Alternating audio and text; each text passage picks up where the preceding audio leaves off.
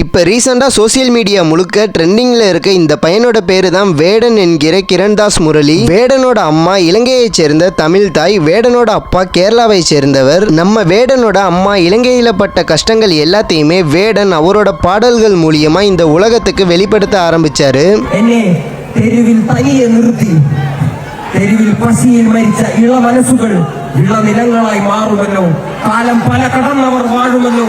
പല തലമുറകളിൽ കാതിൽ കവിതകൾ ഓതി വിധികളെ മാറ്റുമല്ലോ. ഹേമന്തേ,